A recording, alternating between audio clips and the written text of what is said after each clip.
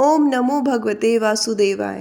प्रिय श्रोतागणों, भगवान विष्णु और माता लक्ष्मी की कृपा दृष्टि सदैव आप लोगों पर बनी रहे।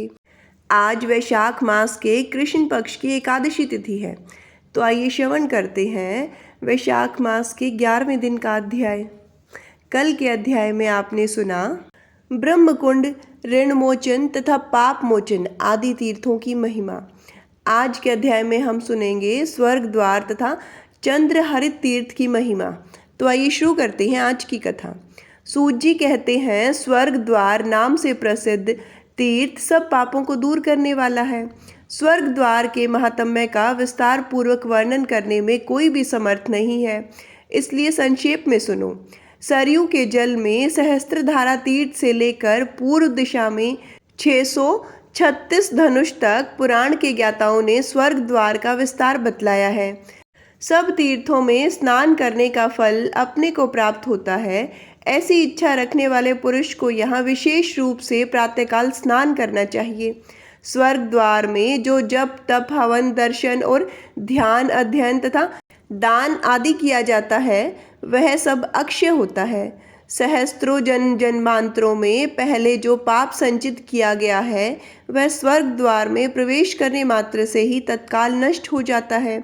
ब्राह्मण, क्षत्रिय, वैश्य, शूद्र, वर्ण संकर, मलेच्छ, संकीर्ण पाप योनि, कीड़े मकोड़े, मृग पक्षी जो भी स्वर्ग द्वार के काल में मृत्यु को प्राप्त होता है, वे सब हाथ में कौमोद की गदा लेकर गरुड़ ध्वज रथ पर आरूढ़ हो सुंदर कल्याण में वैकुंठ धाम में जाते हैं।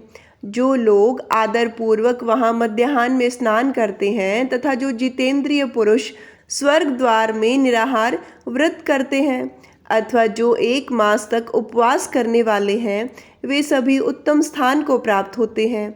जो स्वर्ग द्वार में ब्राह्मणों को अन्न दान, रतन दान, भूमि दान, गो तथा वस्त्र दान करते हैं, वे सब श्री हरि के धामों को जाते हैं। देवादिदेव भगवान विष्णु अपने स्वरूप को 4 शरीरों में व्यक्त करके रघुवंश शिरोमणि श्री राम होकर अपने तीनों भाइयों के साथ यहाँ नित्य विहार करते हैं। इसी स्वर्ग द्वार में कैलाश निवासी शिव भी वास करते हैं। मेरु तथा मंदरांचल के समान पाप की बड़ी भारी राशि भी स्वर्ग द्वार में पहुँचते ही नष्ट हो जाती है। ऋषि, देवता, असुर, जप होम परायण मनुष्य, सन्यासी और मुमुक्ष पुरुष स्वर्ग द्वार का सेवन करते हैं।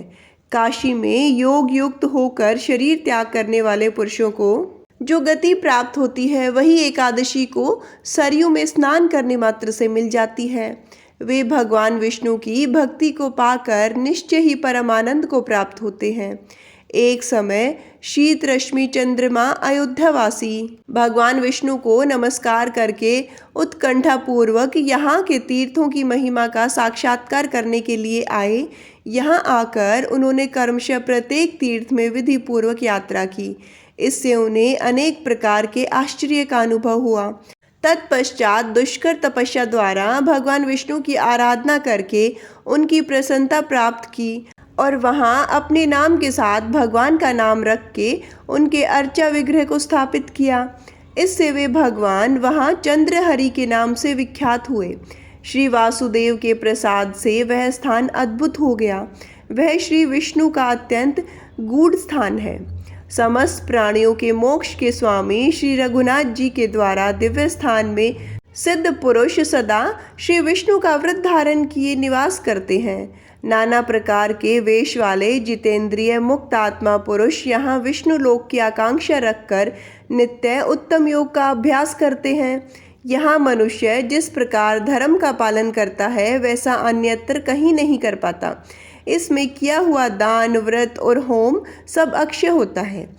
मनुष्यों को यहाँ भगवान चंद्रहरि के आगे ब्राह्मण की प्रधानता में चंद्र सहस्त्र व्रत की उद्यापन विधि करनी चाहिए। 2 वर्ष 8 महीने और 17 दिन बीतने पर दिन के 8वें भाग में एक अधिक मास आकर प्राप्त होता है। 83 वर्ष 4 महीने में 1 सहस्त्र से अधिक चंद्रमा पूर्णमासी तिथियों में होते हैं। उतने समय तक जो मनुष्य जीवित रहता है, उसको यात्रा के प्रसंग से यहाँ आकर उद्यापन करना चाहिए। चतुर्दशी में दंत धावन पूर्वक स्नान करके पवित्र हों।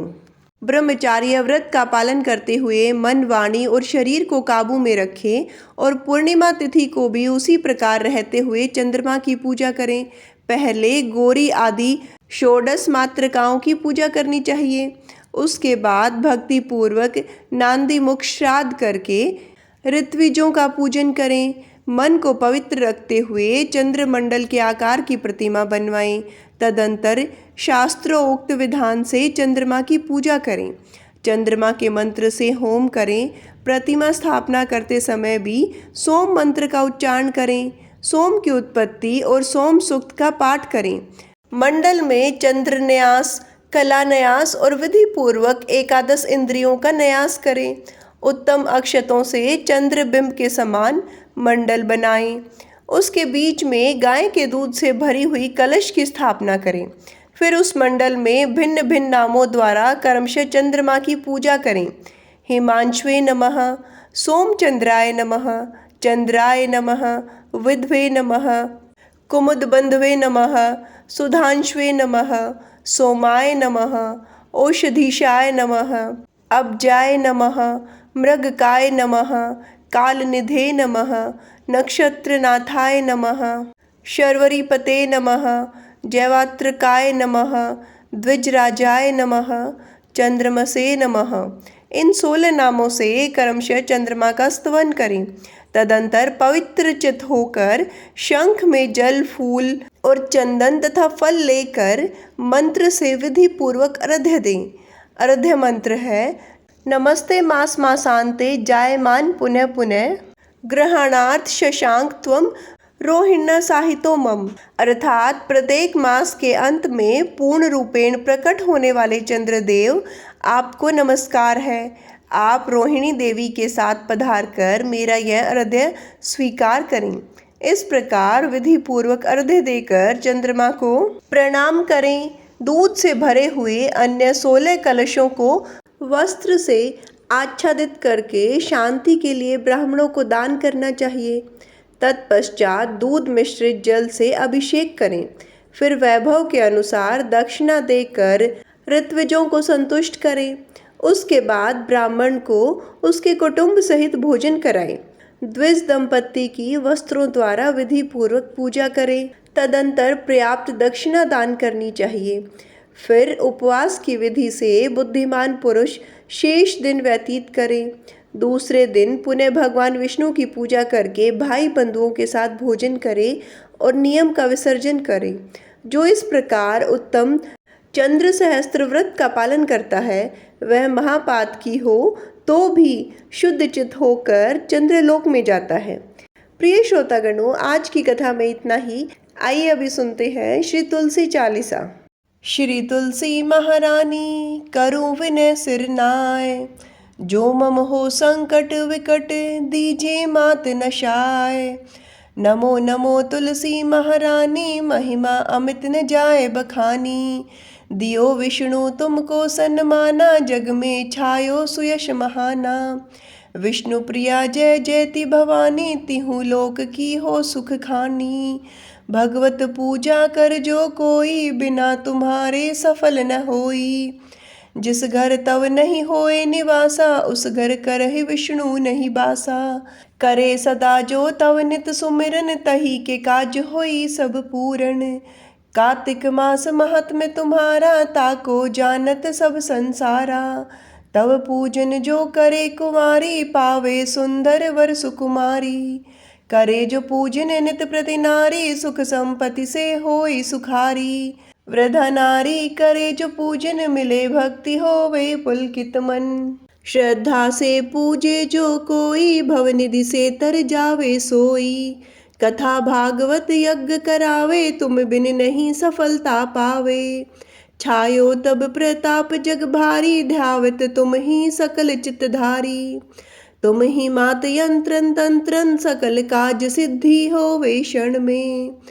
औषधि रूप आप हो माता, सब जग में तव यश विख्याता।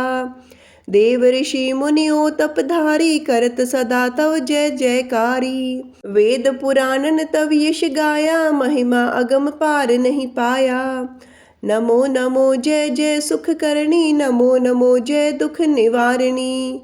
नमो नमो सुख संपत्ति देनी, नमो नमो अग काटन छेनी। नमो नमो भगतन दुख हरनी, नमो नमो दुष्टन मद छेनी। नमो नमो भव पार उतारनी, नमो नमो प्रलोक सुधारनी। नमो नमो निज भक्त उभारनी, नमो नमो जन काज सवारनी। नमो नमो जय कुमति नशावनी, नमो नमो सुख उपजावनी। जयति जयति जय तुलसी माई, ध्याऊं तुमको शीश नवाई। निज जन जानी मोहि अपनाओ, बिगड़े कारज आप बनाओ। करूँ विनती मैं मात तुम्हारी, पूर्ण आशा करहूँ हमारी। शरण चरण कर जोरी मनाऊं, निश दिन तेरे ही गुण गाऊं। करहूँ मात अब मोह पर दाया, निर्मल होए सकल मम काया। मांगू मात यह वर दीजे, सकल मनोरथ पूर्ण कीजे। जानू नहीं कुछ नेम अचारा, क्षमहू मात अपराध हमारा। 12 मास करे जो पूजा, तासम जग में और न दूजा। प्रथम ही गंगा जल मंगवावे, फिर सुंदर स्नान करावे। चंदन अक्षत पुष्प चढ़ावे, धूप दीप नैवेद्य लगावे। करे आचमन गंगा जल से, ध्यान करे हृदय निर्मल से। पाठ करे फिर 40 की, स्तुति करे मात तुलसा की। यह विधि पूजा करे हमेशा, ताके तन नहीं रहे कलेशा। करे मास कार्तिक का साधन, सेवे नित पवित्र सिद्ध हुई जाही। है यह कथा महासुखदाई, पढ़े सुने सो भव तर जाई। तुलसी मैया तुम कल्याणी, तुम्हारी महिमा सब जग जानी। भावन तुझे माँ नित नित ध्यावे, गा गा कर माँ तुझे रिझावे।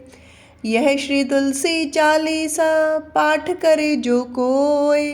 गोविंद सो फल पावही, जो मन इच्छा होय। प्रिय श्रोतागणों, आज की कथा यही समाप्त होती है। उम्मीद है आप लोगों को पसंद आई होगी। आगे की कथा सुनने के लिए जुड़े रहिए हमारे चैनल हमारी संस्कृति हमारे संस्कार से। धन्यवाद।